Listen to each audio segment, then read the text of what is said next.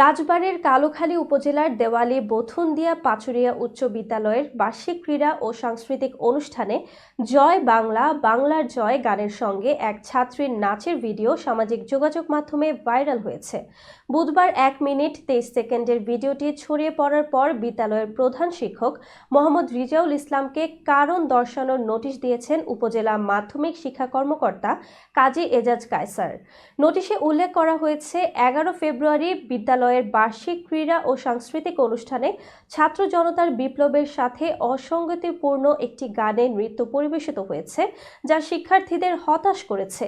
প্রধান শিক্ষককে 3 কার্যদিবসের মধ্যে ব্যাখ্যা দিতে বলা হয়েছে, অন্যথায় তার বিরুদ্ধে শাস্তিমূলক ব্যবস্থা নেওয়া হতে পারে। ভাইরাল ভিডিওটিতে দেখা যায় জাতীয় পতাকা হাতে এক ছাত্রী মঞ্চে জয় বাংলা বাংলার জয় গানের সঙ্গে নৃত্য পরিবেশন করছে। গান শুরুর আগে বঙ্গবন্ধু শেখ মুজিবুর রহমানের ভাষণের অংশ এবারের সংগ্রাম আমাদের মুক্তির সংগ্রাম বাজতে শোনা যায়। উপজেলা মাধ্যমিক শিক্ষা কর্মকর্তা কাজী এজাজ কায়সার জানান, আমি 11 ফেব্রুয়ারি দুপুর 1:30টার দিকে অনুষ্ঠানে উপস্থিত ছিলাম, তবে জরুরি কাজে অনুষ্ঠান শুরুর আগেই চলে আসি। পরবর্তীতে ওই গান ও নৃত্যের ভিডিও সামাজিক যোগাযোগ মাধ্যমে ছড়িয়ে পড়লে প্রধান শিক্ষককে কারণ দর্শানোর নোটিশ দেওয়া হয়। নোটিশের জবাব পাওয়ার পর পরবর্তী পদক্ষেপ নেওয়া হবে বলে জানান তিনি।